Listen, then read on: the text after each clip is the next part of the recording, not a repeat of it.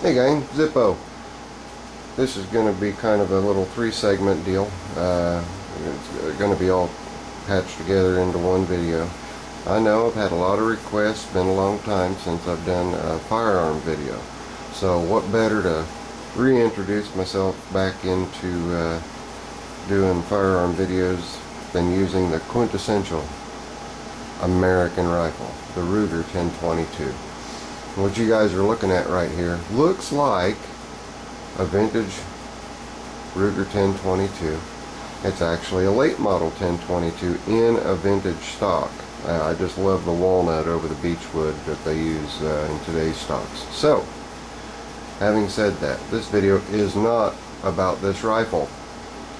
This video is about the newest of the Ruger 1022s, the Ruger 1022 Takedown, and I'm going to show you the modifications that I've done to it and some comparisons.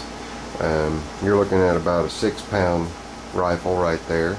The Ruger 1022 comes in at 4 pounds 10 ounces, so it's considerably lighter, and being a takedown model, much more portable. So let's get into it. Let me get the pack open. We're going to set this little guy aside. We'll get the pack open and get her out. And we're also going to go over how I pack my backpack here.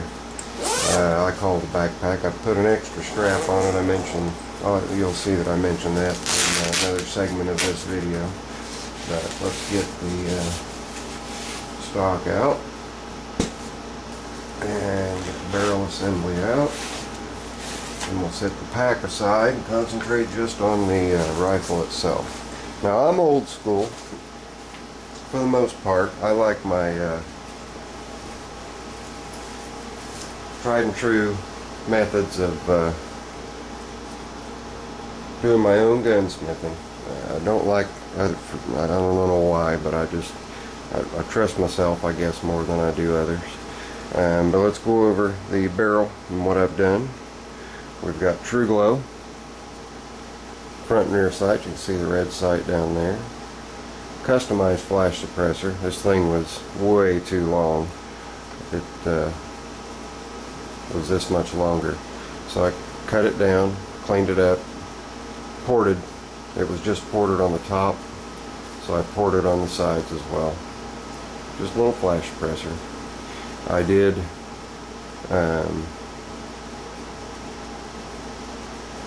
crown the muzzle end.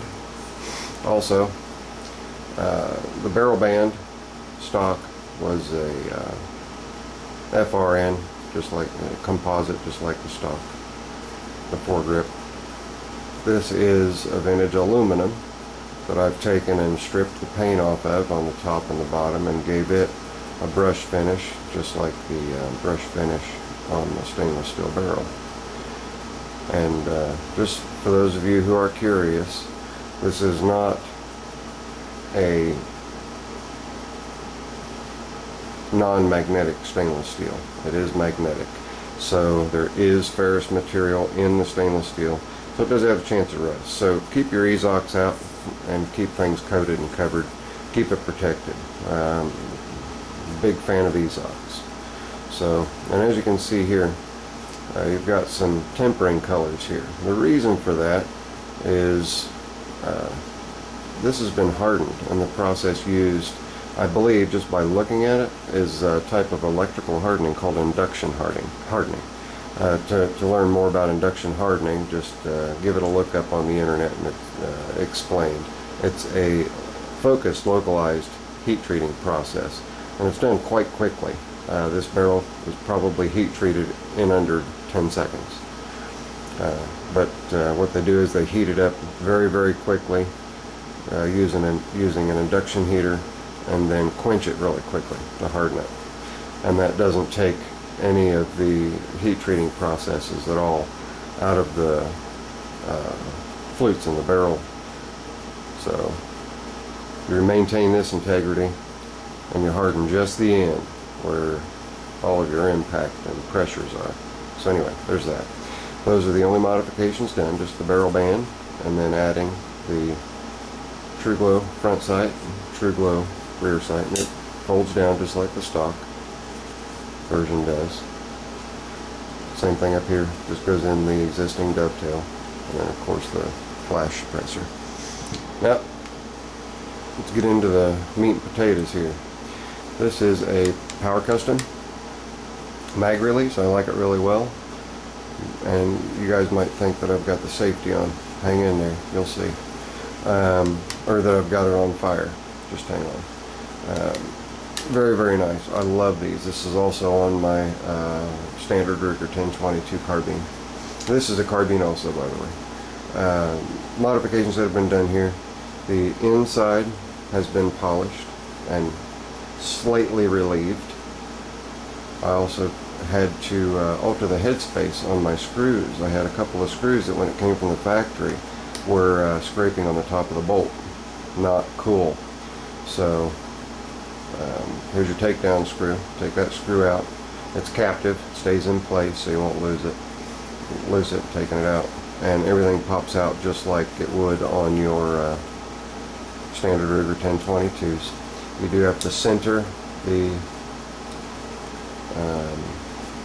safety so that everything will slide out. Then you may also notice, yes, we have a Volquartsen hammer. There's also a Volquartsen sear and hammer. Or excuse me, let's back up a little bit. Trigger. Volquartsen trigger, sear, and hammer. Down to 2.5 pounds. I worked the hammer just a little bit more to reduce from 4 pounds to 2.5 pound pull. To see how to do that, there are videos on how to use the stock innards and reduce your trigger pull from the factory 6-7 pounds down to whatever you want, all the way down to a hair trigger. I don't recommend taking it all the way down to a hair trigger because it can go in automatic mode. Don't do it. Okay, now having gone through that, we have a Kit Innovations charging handle. This is the stainless steel version. My classic 1022 has the aluminum black anodized version. You do have to polish the tops of these so that they don't aggravate the inner well, because you've got clearances, but anybody who's taken a Ruger 1022 apart knows that the bolt, that the charging handle just floats in a groove in the bolt. Okay, I have a Volquartsen extractor installed, mainly because when I bought the rifle, knew it was a display model, and being a display model, people didn't know what they were doing, and they tried to disassemble the rifle without pulling the bolt back. You must pull the bolt back in order to take the forestock off, to take the barrel off. Why? Because the groove that the extractor rests in is in the barrel, and when you twist it, you shear the end of your extractor out. That was what was wrong with this when I bought it, so that's why it's got a new one. It's also got the Volquartsen spring.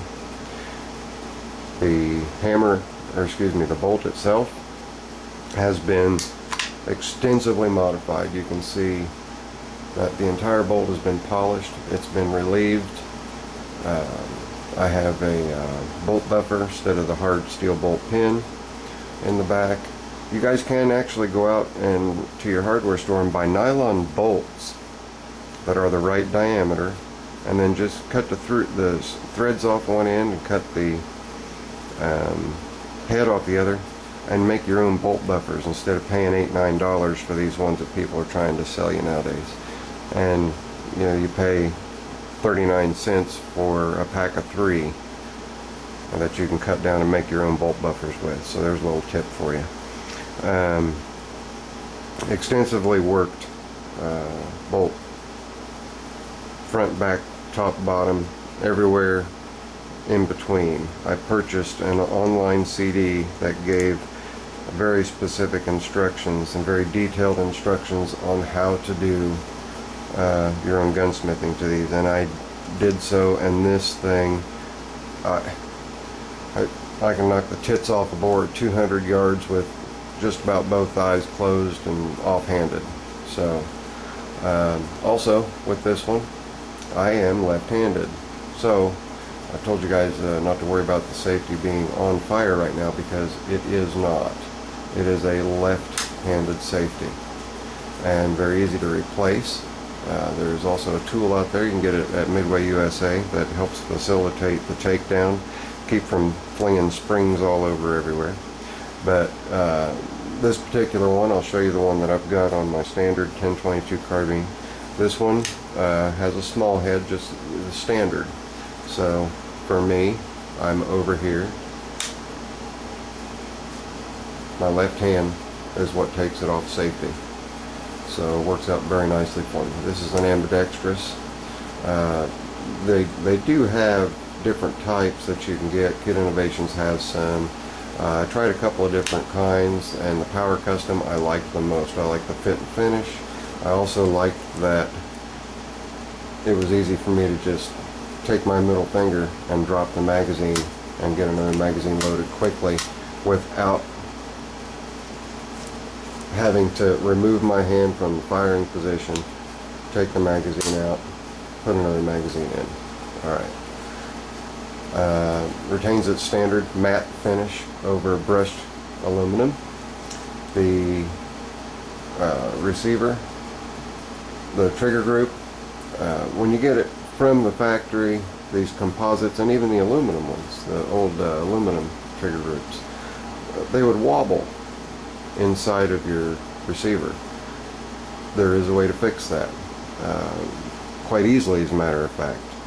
You can take you know, those aggravating blister packs that you buy all kinds of stuff in, find a flat piece of that blister pack, cut a couple little notches in it, and on either side, in between the receiver and the trigger, you can shim so that you can get that trigger group rock solid, so it stays put and you don't have that rocking, which can take away from your accuracy. So like I say, I've got this thing down to where a 200-yard shot is almost thoughtless. I only have to account for windage and drop. And you know, if you know the characteristics of the ammo that you're using, you're going to be flying high and mighty with what appears to be a stock takedown rifle, and you're going to take these guys with $1,000 Ruger 1022s, highly modified, and put them in their place. I've only got the purchase price of the rifle plus about $300 into my setup on either of my Rugers, because I do most of the work myself. If you're not comfortable or confident doing it yourself, then buy the kits. Buy the Ruger trigger group, or excuse me, buy the Volquartsen trigger group, buy the Kit Innovations trigger group. Now, look around, see what suits you and fits you best if you're not confident that you're not going to mess something up. And that, you know, that used to be a concern of mine, but I've been around these Rugers since I was 8 years old, going out picking frogs off for frog leg dinners down in Kentucky. So I know them inside and out, forwards and backwards. They're a wonderful, wonderful little rifle. And lastly, of course, very easy modification. If you've ever taken your bolt lock out, it's a little heart-shaped hole. The heart point, grind that off. Just grind it off. Put it back in. You will then have an automatic bolt release. You don't have to buy a new automatic bolt release unless you want to. They don't cost much. I think you can get them for $10 to $15. But as you can see, and I tuned both of mine. Some people call this unorthodox, but I tuned both of mine so that I can bump my tailstock on my knee or on my thigh, and it goes forward. That's a lot of trial and error, a lot of very careful cutting.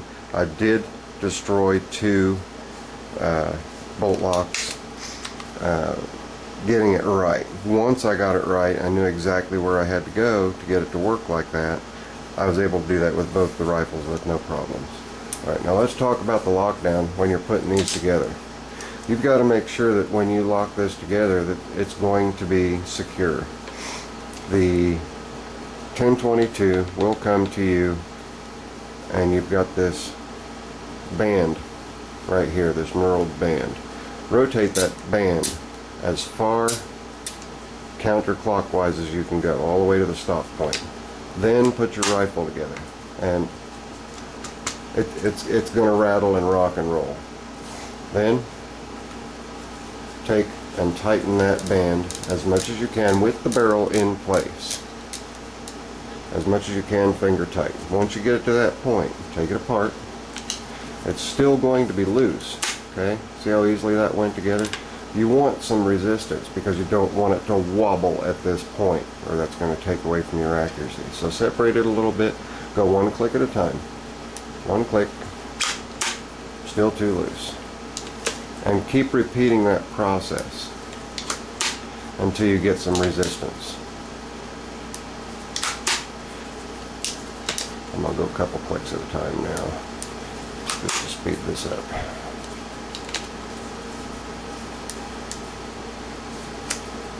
Alright, I'm just now starting to get just the tiniest little bit of resistance. I'm going to go one more click.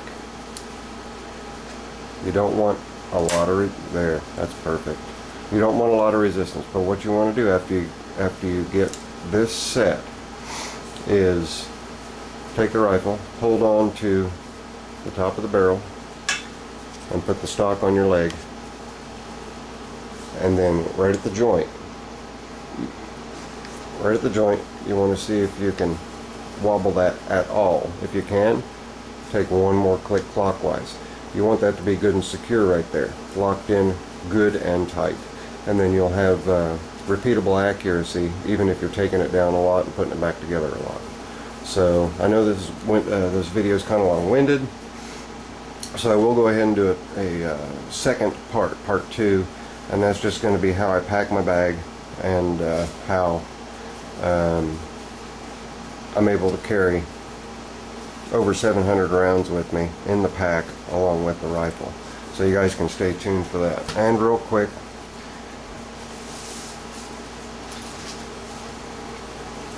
I wanted to show you here the safety on my 1022 carbine. This one has all the same modifications, exact same modifications as this one, and they're both just spot on accurate. But you'll see here, oversized. See how big that is? Just makes it a lot easier to depress that, just with it being an oversized.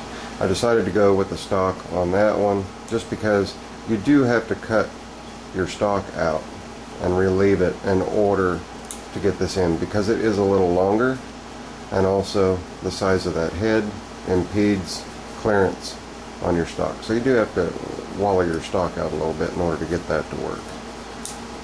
But again, the Power Custom, and like I said, with my bolt releases, all I've got to do is whack the tail of the stock, and I'm locked and loaded, safety off, ready to go. So there you go. This is Zippo. Later. Again, sorry for the lengthy video.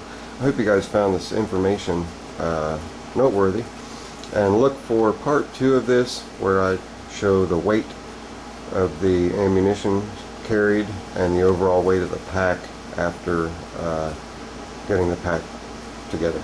So this is Zippo. Later. Out.